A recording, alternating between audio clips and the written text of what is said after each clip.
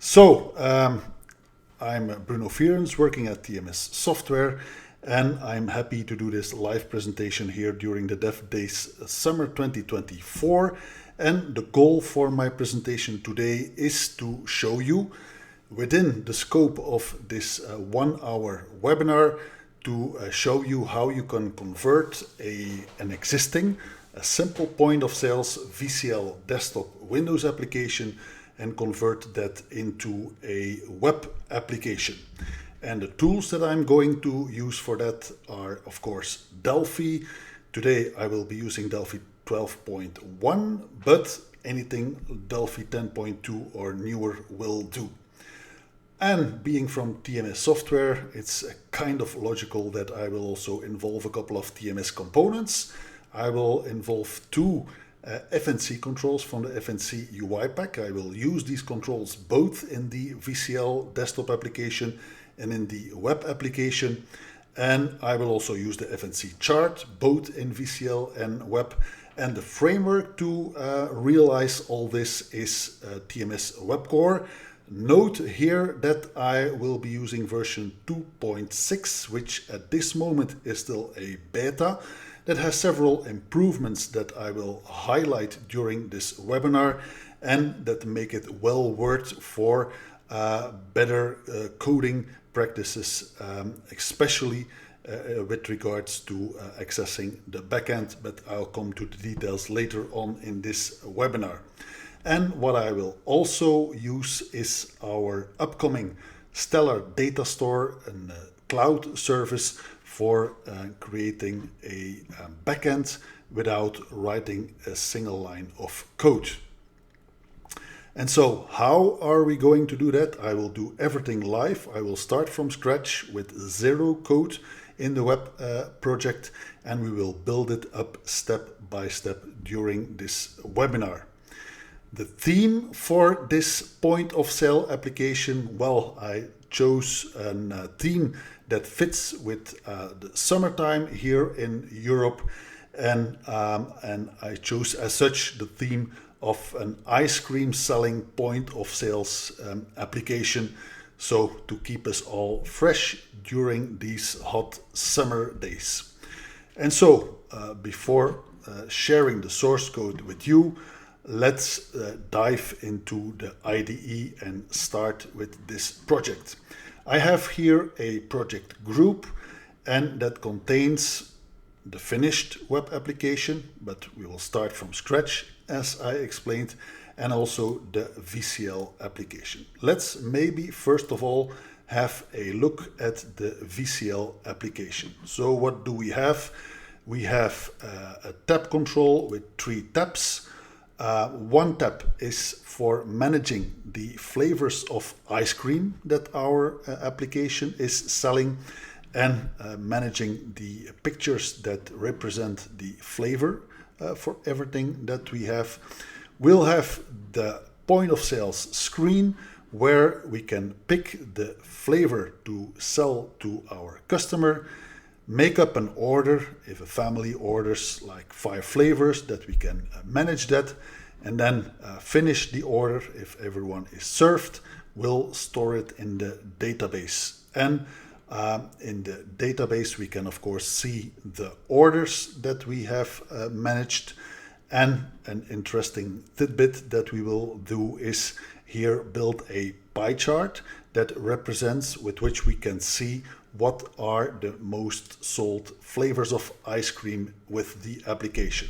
In terms of database, I've chosen something very simple for this VCL application, and I did everything with client datasets that will store the data in XML files for easy distribution.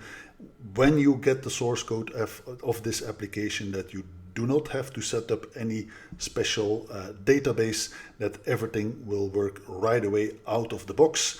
And the setup is also quite simple. We have a table for managing the flavors of our ice cream. We have a table to manage the orders that we received. So that's actually the order number and a timestamp. And then we have the order details table, and that contains the for each order that is placed, the different flavors that can be added to this order. Maybe to make it clear to you, let's run this application. Here it is. And here we see the tab with the flavors. And so you can see that this is currently what I have configured here in this application for all flavors of ice cream that can be selected. If I go to the point of sales tab, you can see here the FNC tile list, and this tile list manages all the flavors that we have loaded in tiles, and I can slide between these tiles. I can also do a lookup of my favorite flavor, which is the coconut flavor, and this way you could, for example, easily manage this via a touchscreen. When I click on blueberries, when I click on coconut, that will be my order here in this case for 4.5 euros. And when I finish this order, everything is actually stored here in the orders detail table. So this has been order number 11, and I have ordered two flavors. These are the indexes of the flavor, and this is the price of the flavor. And you can see here that I manage also in this column the price of each flavor for the ice cream. So that's it. That is the VCL application. What I also wanted to highlight is that also this one is a FNC control, and I've used this FNC control because it allows me to easily manage the formatting of each item in this list box here in this case, to also show you the flavor that has been selected with not only the name but also the picture. Okay, and so our goal for today is to convert this application into a web application so that if you build it once, people can run it directly out of the browser from everywhere on every device these days.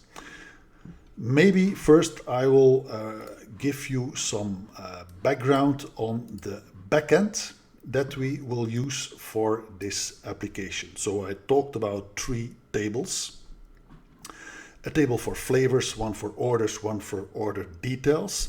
So I will use this no-code data backend which will launch, which has been in beta for a few months already, and that is on the brink of launching. This is my account, and in my account you can see here that I have already set up different tables, and here you can see the ice cream table. This is the table. Let's see the fields that we have in this table. So an ID field, which is an automatically available field, a unique key field for this table, the name of the flavor, the price of this flavor, a float, and also the picture, which is a blob field. We also have the orders table. The orders table here in this case also has the key ID and the date, the timestamp when this order was placed. And in the order details table, I have the same key, the order number, so that's the reference to the key field of the orders table, the flavor that was ordered, and the price at which the flavor was ordered or purchased, because this will store the price at the moment of sale. If at some point in time the price of the flavor increases, it will historically have all the original prices. So these are the 3 tables here, ice cream, order details, and orders, that I have already created in my own personal Stellar Data Store account. And these tables I can create on the fly here using this interface. I can manage these fields, add fields, change the field types, etc. All these things I can do. And what I also did for the convenience of this small demo, that is adding an access token. That access token will be used to use the REST API and to access these tables via the REST API with my access token. What is also possible and what is actually recommended for security, that is applying OAuth. So in other words, that someone first needs to authenticate and authorize before on the fly an access token will be generated with a limited lifetime, so that only this person who has authenticated can of course access the tables here. But for simplicity, I have here in this case created one access token. I will not show you this access token because clearly when you would use this access token, you could also for example delete all the data that I will manage here during the scope of this webinar. So that is the backend that I will be using. And so there we go. We start from scratch and we will add a new project in the Delphi IDE, and we chose a web application and it is added to our group. And let's maybe first of all save this application. So we will save it in a folder, the Dev Days 2024 folder. Oops, that is where we will store this application. Okay, that is stored and ready. Let's make the form somewhat bigger. And what I will also actually do is I have my token, the access token that I retrieved from the StellarDS service. I have that access token in a include file. I will later need that access token, so I will include that token.inc file so that I have access to my tables in the StellarDS data store. So first things first, let's start with a page control, which actually is very similar. It's actually 100% the same. 3 pages in a page control, where the first one will be for the flavors, to manage the flavors. The second one will be our point of sale system, and the third one is for our orders. So I select this tab sheet, and here we will be managing the order statistics from. And so first step is to build the system to manage the flavors that we have available in our ice cream store. And what I will be using is a WebDB grid. So one little side note here is that with WEB Core we have tried, it has always been our goal to make developing web applications as similar as possible to creating a VCL application, still allowing you to access everything that is available in the browser, but for reducing the learning curve, that everything is as familiar as possible to a VCL application. That's why we have the DB grid that is modeled after the VCL DB grid, and we have the DB navigator that is similarly also modeled after the VCL DB navigator.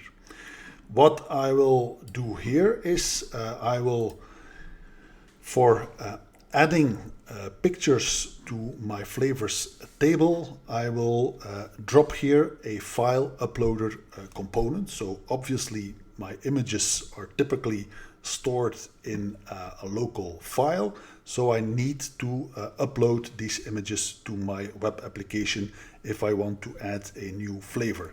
And then I have here an image control, and that image control will show you the picture of the flavor. What I will change in my image control is I will set the width style to automatic. Why am I doing that? That is, if I set here a fixed height, the height is fixed because height style is absolute and is set to 100. By allowing the width to automatically change, that means that my picture will be displayed with respecting the aspect ratio of the picture.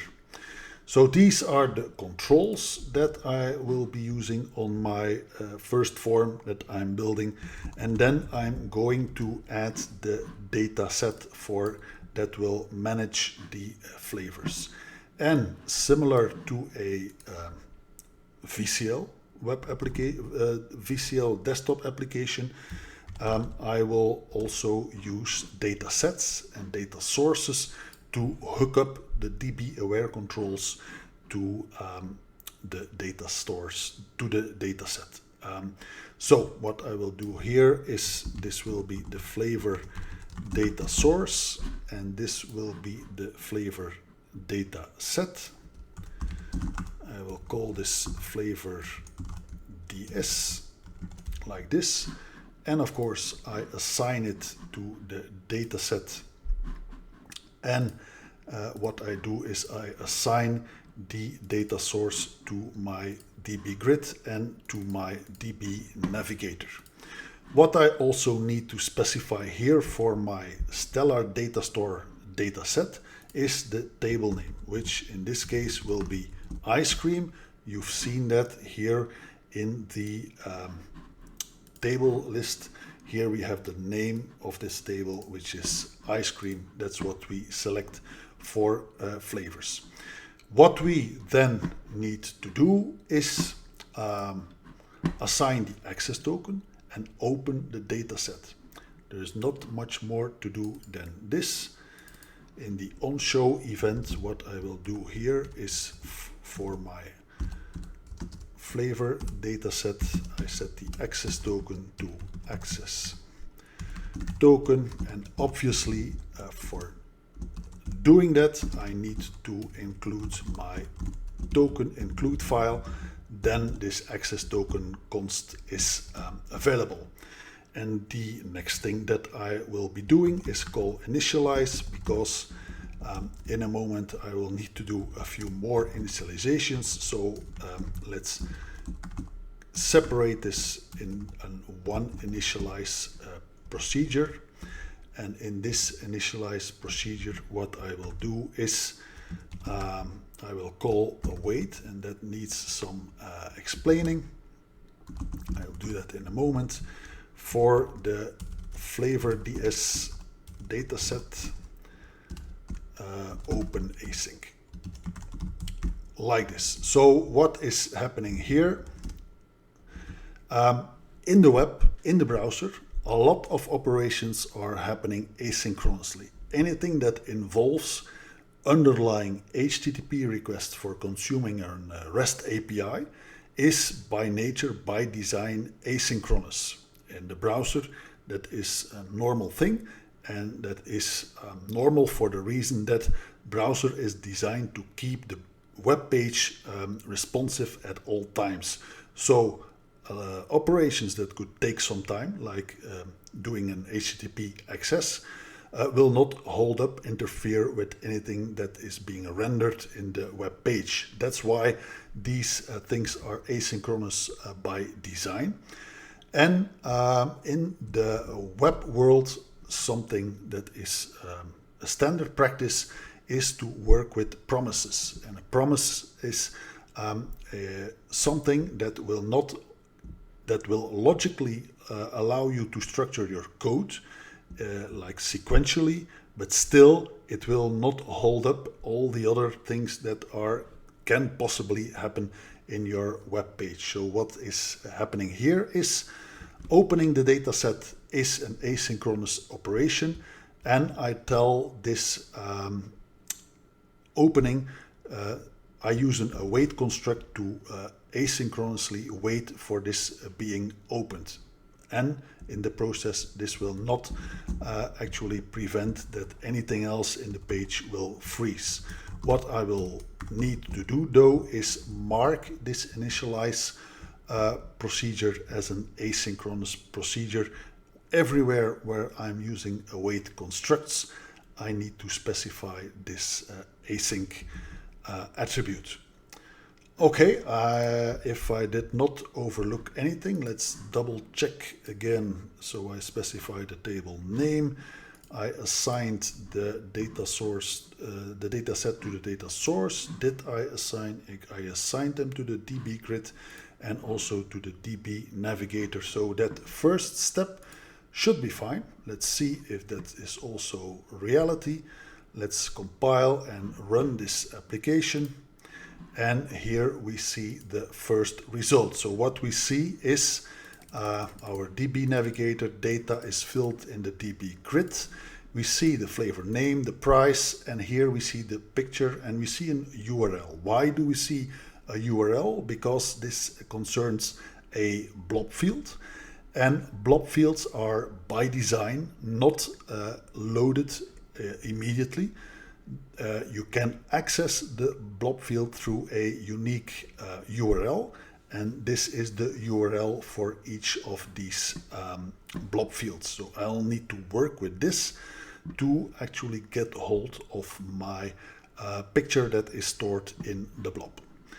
All right, let's do some further extensions to this application. What I will do and what I will need is enable column sizing and editing, because obviously I want that my grid will be editable. And what I now want to do is show the picture when the record in my DB grid changed. And so what I do for this is I implement the after scroll event, so that is triggered every time the record has changed. And I will win some time by here inserting the prepared code for the after scroll. But of course I will explain it to you what it is all about. I also need to add some units here to make this code work. Web tools actually is what I need, and also weblib.utils. I'll explain it why I add that. So what do I do? In the scroll event, when the data set has the controls disabled, obviously nothing is happening. If the value of my blob field, which is the URL, the unique URL, if that is an empty value, and that can be empty, for example, when you insert a new record for the first time, then I assign actually the presentation for an empty image in my image control. You have to know that when an image element in a web browser page has no source for this image set, the browser typically shows some specific image to indicate, okay, here is an image that I cannot find. So if we really want to see nothing, what we do here is actually set a fully transparent PNG, small PNG image in this HTML image element, and with that nothing is really visible, also not that typical browser broken image that is displayed. And here comes the call that will retrieve as binary data the content of that blob field. So it will execute the read blob as array buffer. And okay, I see a remark to increase the font of the editor. So let's increase the font. Where is that again? Editor. Display most likely, and here the font, let's set it to 14, and I hope that is better this way. Okay, we are at a bigger font now. So This is about retrieving the binary data stored in the blob field in my table for flavors. And this is obviously an asynchronous call. So I'm using the await construct to wait for that data to come back. And here I'm testing if the response is actually a valid array buffer, and if the size of that buffer is larger than 0. In that case, I will load my picture from the array buffer. In the other case, and that's better without a space there for the formatting, then I assign again this empty image. So why not also immediately add now the code for uploading an image when I have selected a new image?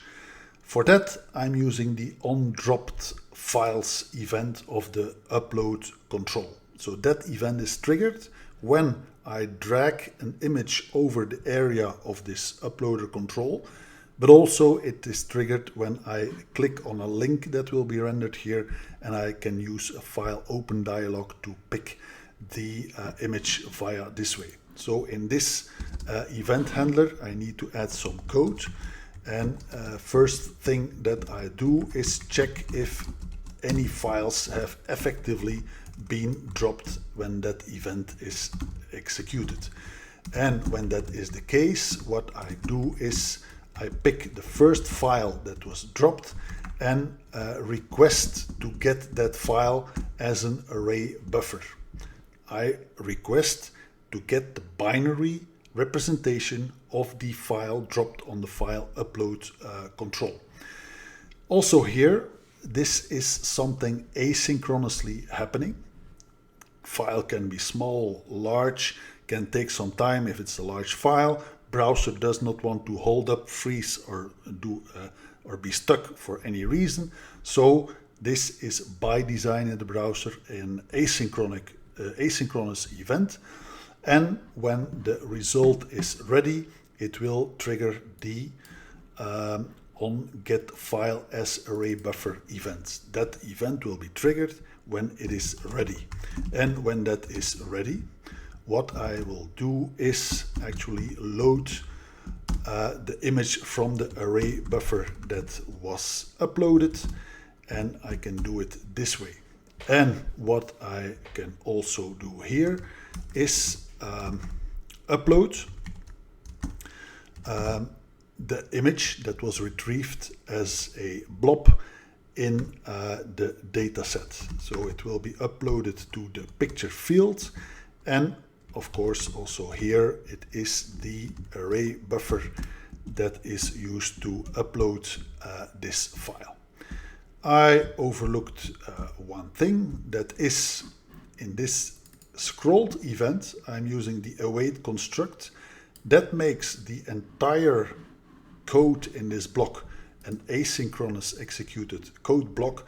So I need to mark that here, and marking that can be done in two ways: with the attribute like I did here, async, but it can also be done by using the async decorator. You can see now that the LSP from the IDE chokes on that, obviously because this is a web-specific decorator unknown by the LSP. So what I do is to use it in a convenient way, use the identifier pass2JS, that is the Pascal to JavaScript compiler. So it's only seen by the compiler, it's not seen by the LSP. So let's check up now if I did not overlook anything, and if that's the case, it should work. And let's see how far that brings us already. And okay, that is nice. We can already see the pictures now, and assume that our shop has a couple of extra flavors. here I have the pictures of the flavors, and our shop has decided to add 2 more flavors. As you can see, I have no pear yet today in my shop, so we will add pear. And as this is a brand new flavor, let's make it somewhat more expensive than standard. You see that the URL is empty. It's a new record, so no blob field access yet. But as soon as I have posted, my URL is available. And so let's see, when I drag the peer, drop it on the upload component, and you see it is shown in the image control. And you can see that it is now in the blob field. And I have another flavor that I want to introduce this summer. Let's insert it. It is orange, a nice flavor. And also this one will be a little bit more expensive this year. Inflation, you know. And so this is my orange field. Let's set the picture for orange, and that is ready. You can see new flavors have been added. And with that, the first part of our application, managing the flavors in our shop, is dealt with. Let's move now to the actual point of sales system, and let's migrate now the VCL screen for this point of sales, and let's pick a little bit from the VCL application. So what I will do is I move to the POS screen. First thing that I will do is copy this FNC tile list that I'm using for that, and copy it to this screen. Let's make it somewhat smaller so it fits on this form. That's okay. That should be something like that. Okay, that should be more or less good. Notice that I have used anchoring for my tile list, so that my tile list will always be anchored in the bottom of my screen, so that it will become larger if my browser window becomes larger. See here that we have also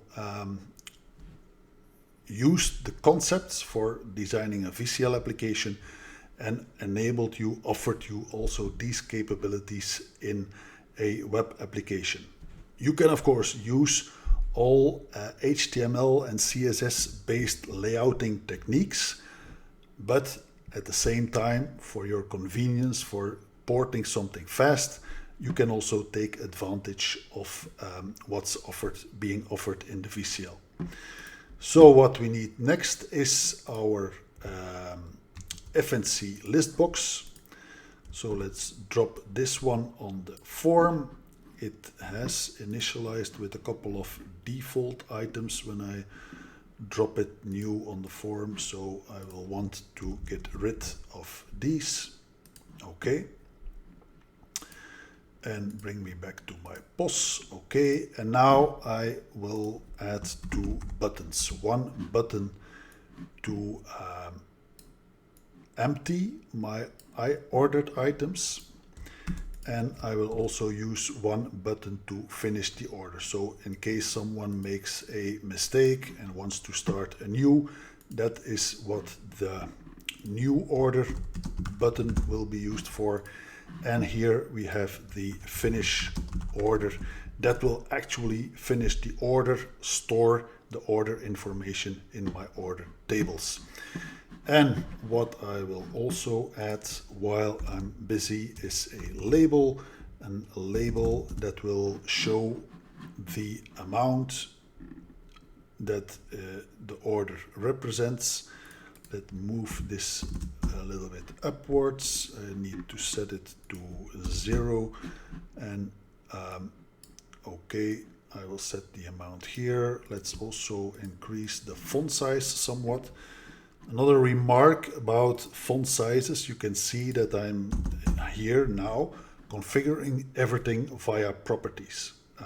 Nothing holds you back actually to also use CSS here.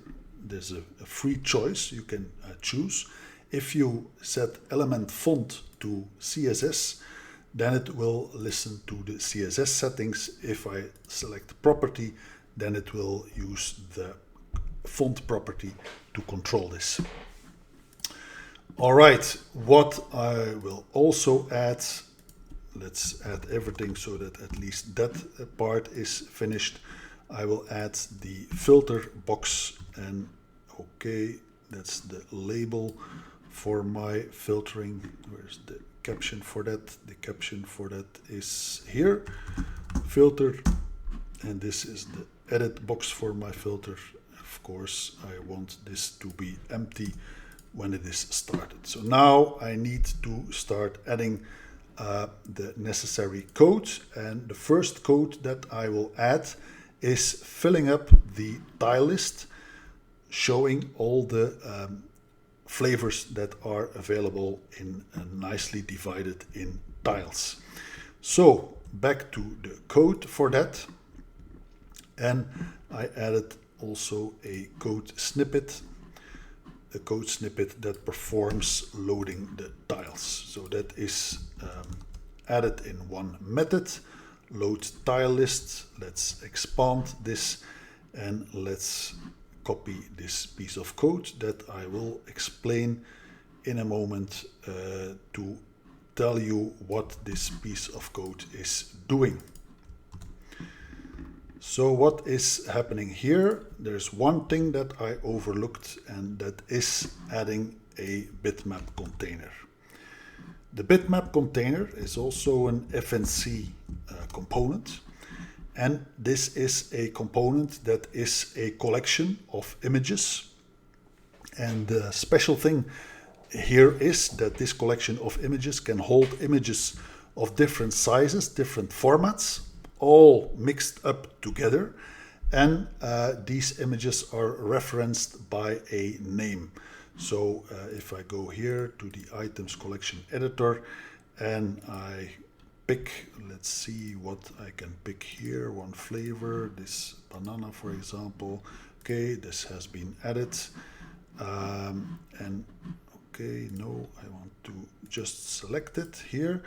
This is the name with which I will access that banana, and I can access that image in various ways in the various FNC controls, including also in HTML that I specify for elements in for text in my FNC controls. Here you can see, for example, in a tile, HTML formatted text.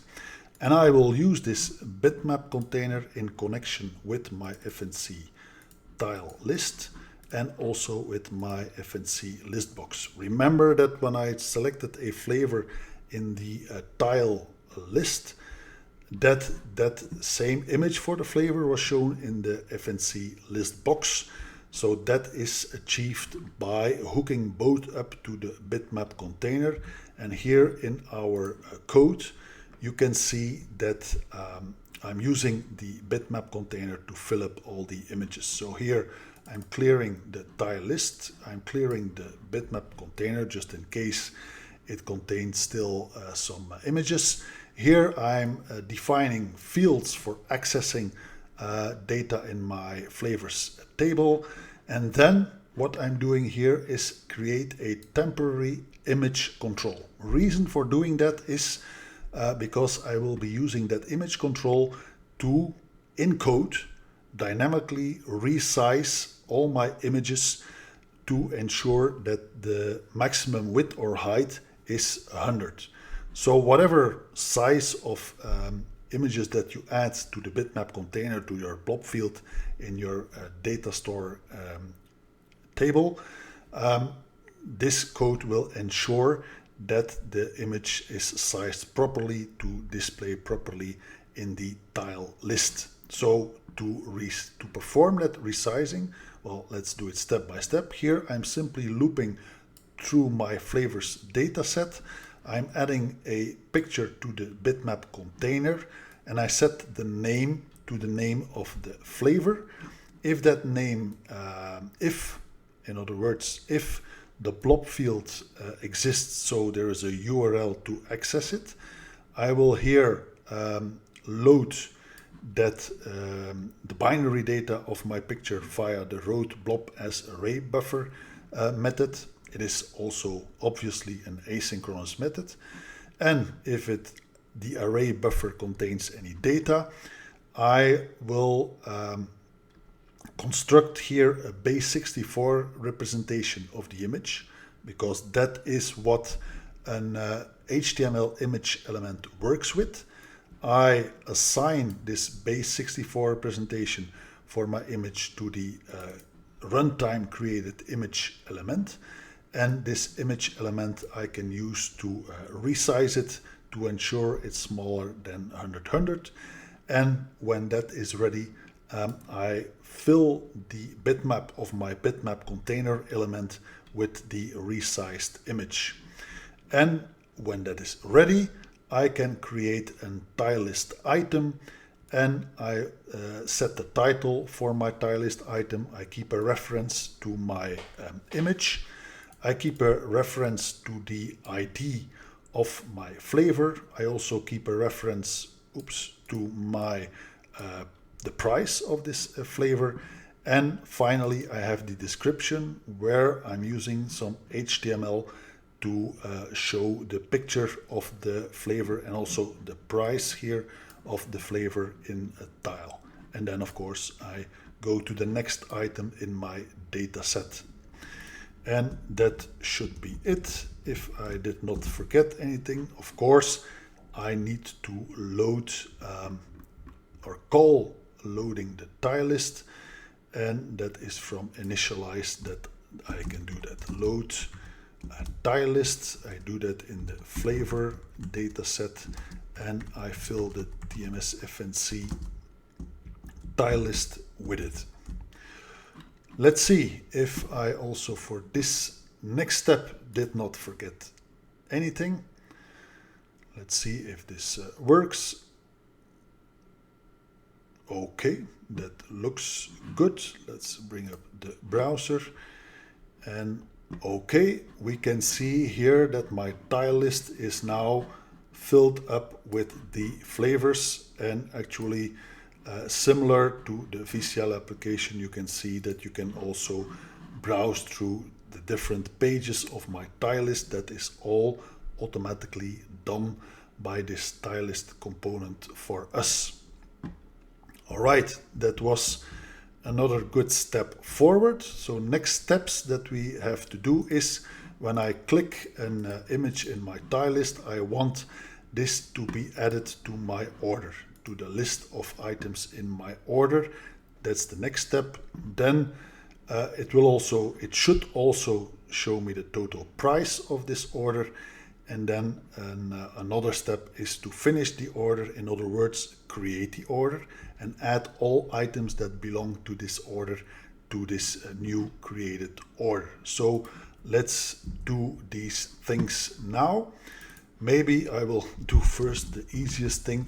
That is, did I not set the name yet for my, so that is label total. I will use that name. And so to clear the order, that's kind of easy. Then I set the caption back to 0 to indicate that there is 0 cost. And I also empty my list box here in this case. So I remove items from my list box. And the same will actually also apply to finishing the order. Here I will not clear the list yet, because of course I need the items in the list to process the order. So now what I will do is I will add the on-item click event here.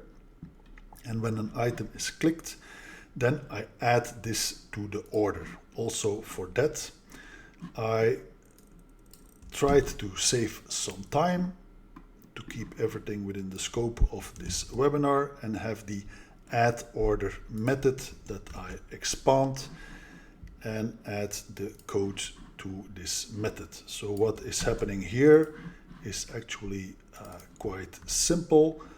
I access the clicked tile list item. I create a new listbox item. I assign the bitmap of my tile list item to the listbox item. I set the text for this listbox item to the flavor name and the price between brackets, and I keep also the index of the flavor and the price of the flavor in data that goes with the listbox item. And finally, I also update the label. I just add the price of the added item to the value that is already in the label. Something very simple to add up all the prices of the flavors.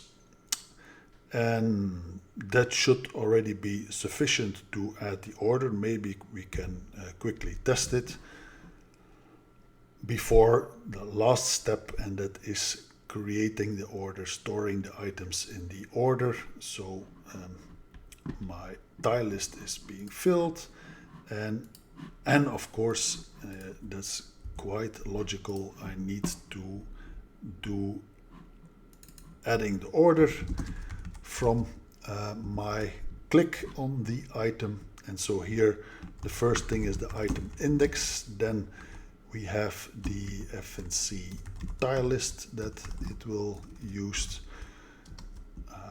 like this. It will use the list box, FNC list box, and it will also use the label reference to update that label. There's one more thing that I want to add in the process, and that is dynamically changing the number of rows in my tile list. Why I'm doing that? Because if there's a lot of room in my tile list, it can be beneficial that multiple rows are being shown. And that I can do in the following way. I have here my FNC tile list number of rows property that I can configure, and I will make this number of rows actually the results of dividing the total available height of the tile list by 150, so that each row is at least 150 pixels high. And in the process, let's also implement the filtering. The filtering I call from the changed edit control for my filter, and I can filter the tile list also in a very simple way with passing the filter condition here in the apply filter call. I actually copied the tile list from my VCL application, and there's also properties in my tile list for specifying how the filter works. Here I made the filter case insensitive, not case sensitive as such, and also to match any kind of text within the title of the tile list item. And so with that, I believe that everything should be ready before the last step, which is actually creating the order. So let's see, let's bring up the browser. Okay, and let's see if this has the expected.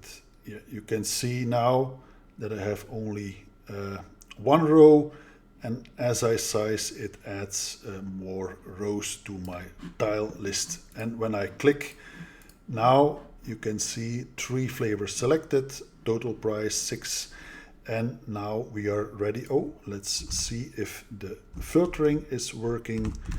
The chocolate is coming up, so all these things are working nicely. And we are fully ready to do the last part, which is saving the orders. Let's clean up some browser tabs to save some memory, and then let's go to the orders. And so here I will need some extra tables to access. So I add some more data sets for my Stellar Data Store tables and also data sources. Okay, the web data source, and I need another one, web data source. Okay, and now I do here, I set this to the order data set, and that will use the orders table, and this will be the orders data source, which of course will be hooked up to the orders data set. Here is my order details, so that will be order details data set.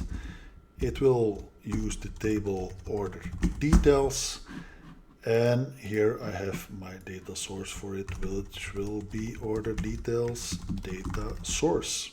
Okay, I will also want to show the orders in a grid. Let's go web DB grid. Here is my DB grid. Okay, and I will want to add a button for getting my statistics of flavors. And let's set the caption to statistics.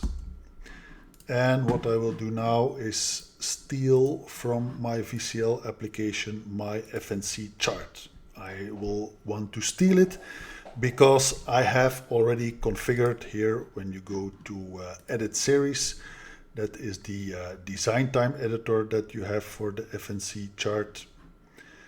Here it is, and I have here the series and all the configurations. By just copy and pasting this to my web form, I already take advantage of all these settings so that I do not have to do that again. Alright, so you see that I set the title already, it picked up the title, so everything is ready to go. Did I hook up the data sets?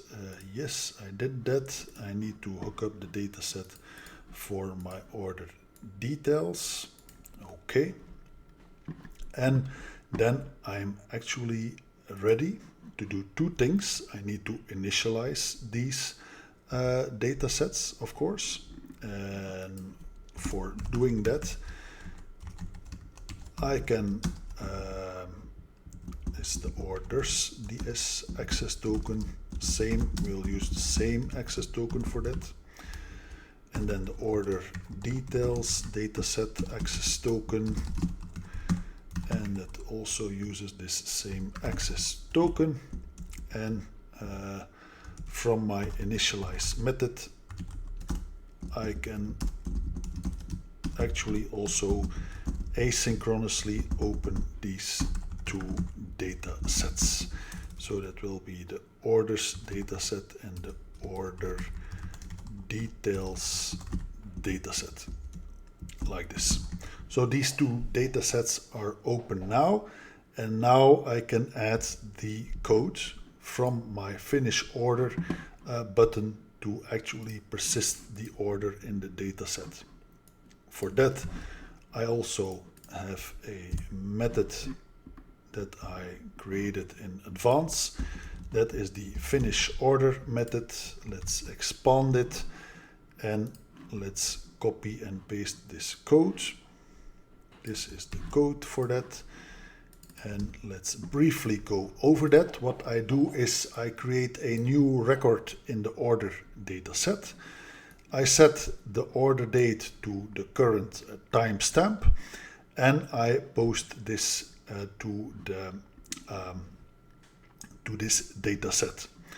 With posting this to the data set and with awaiting for the asynchronous result, I will use here the ID, which is an auto increment field, the ID, to assign in my order details table all detail items to this specific order. And I'm doing that by looping over all the list box items. Here I have my fields to access all the fields in the order details, and here I set the order ID the flavor ID, the price that I also added to my data item in my list box, and then I perform an asynchronous post of this order detail, and I do this in a loop over all my list box items. And of course I need to hook this up into this finish orders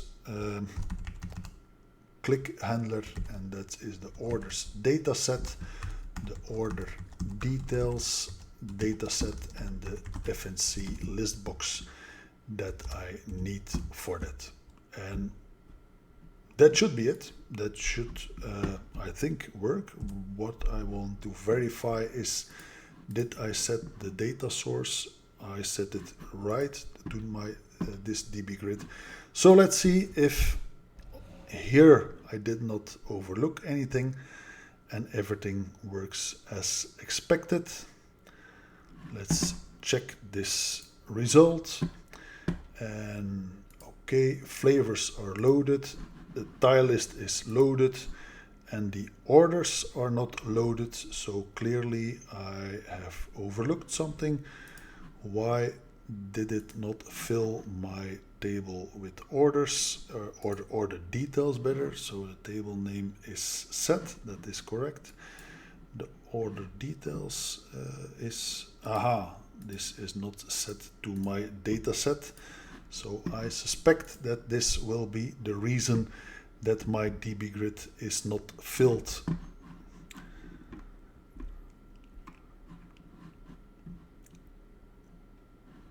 So, okay, let's bring up my browser. And as you can see now, my order details dataset is filled up. And you can see that my last order number is 32. Let's see if when I create a new order, let's pick cherries and coconut and add chocolate in the mix. Let's finish this order. Let's go to the order page, and you can see here order number 33 was created, and here are the flavors that I did select. So also that part is already working, and now we are moving to the finish, and the finish is by making up the statistics in our FNC chart. Maybe what I can do is briefly bring up again this VCL desktop application. So you can see here anything is the same. I go to the orders page, the order 12 was here created, and when I want to request the statistics, you can see here that the pie chart is built up with all the flavors, and you can see in this case here coffee is the most requested flavor. So let's finish also our web application with this last piece of code. And so I need to add this to my the button from where I will build the statistics. That will be the method from where I do that. And I also tried to save up some time here, and with a method that builds the statistics, I expand that method, and okay, this is the code that is doing that. I see that I need some more things, actually not that. Let's bring it back. I actually want this piece of code here. This is it.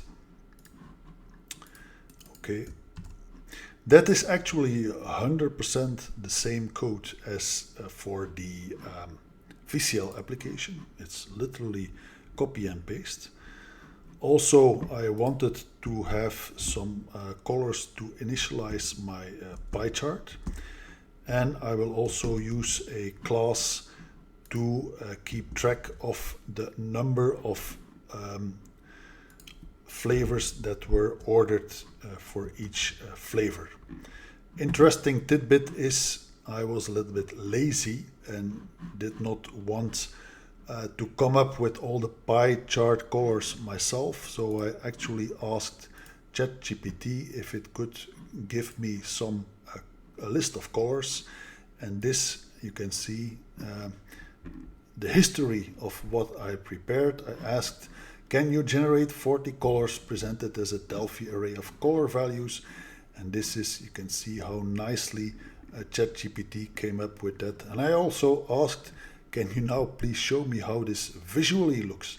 And even that ChatGPT could generate for me on the fly. So I was pretty impressed, and at the same time I did win some time. So I promised to, well, first we need to build the statistics from there based on the order details dataset with the lookup in the flavor dataset, and represent everything in the FNC chart, this one.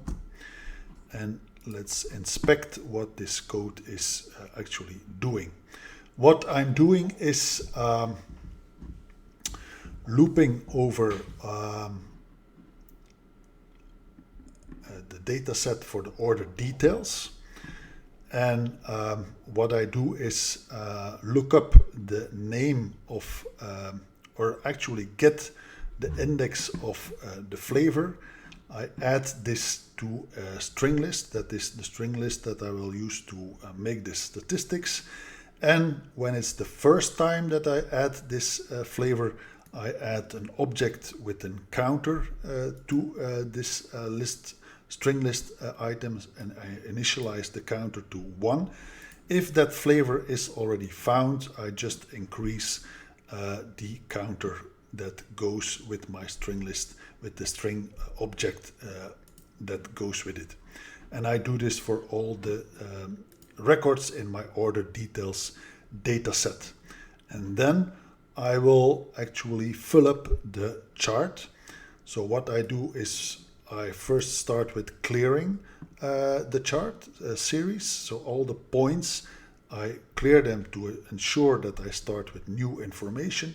And then for all the values I collected in that string list, I look up actually the name of the flavor, because that name of the flavor, I want to set it as the annotation with each point that I add via the series add point. So here I add the counter, the flavor name, and then I use the one of the 40 pie chart colors, and again as the legend, here also the flavor again.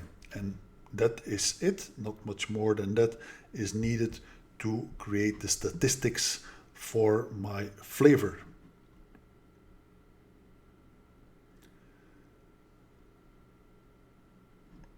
Okay, let's bring up this application. So we have everything, and let's see what happens. And you can see that I don't think I did not anchor that, so it remains to this.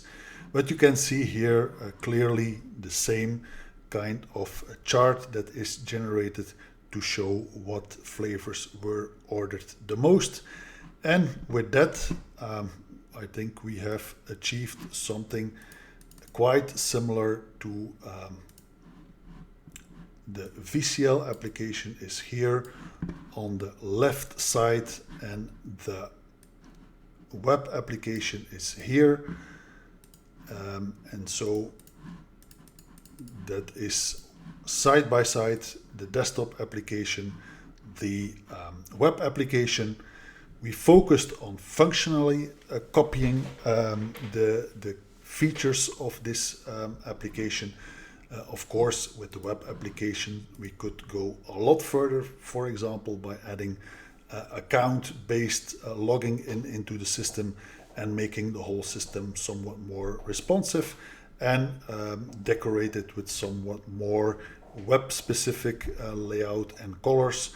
But basically, in the scope of somewhat more than an hour, we could bring this desktop application in the world of web applications. And with that, I wanted to conclude this webinar for today. The full source code of this VCL and web application you can download from here. So if you scan that QR code, you will get access to the download full source code. Note, however, that you will need a couple of components to use the demos, the FNC UI pack for the tile list and the tile list box, and the normal list box, the FNC chart.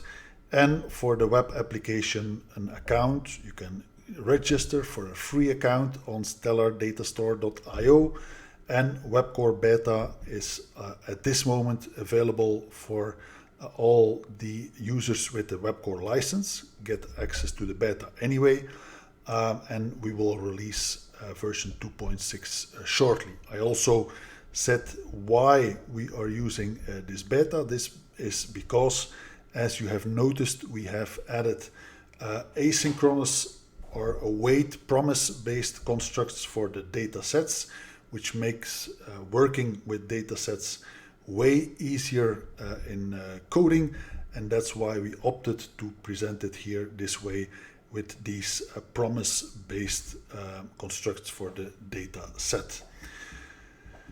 If you want to know more, if you want to see more, if you want to talk to us in person about these topics, WebCore, FNC controls, but also many other products like our Xdata product, FlexCell product, Stellar Data Store, and so much more, you can experience all this in person during our upcoming training days on September 26-27.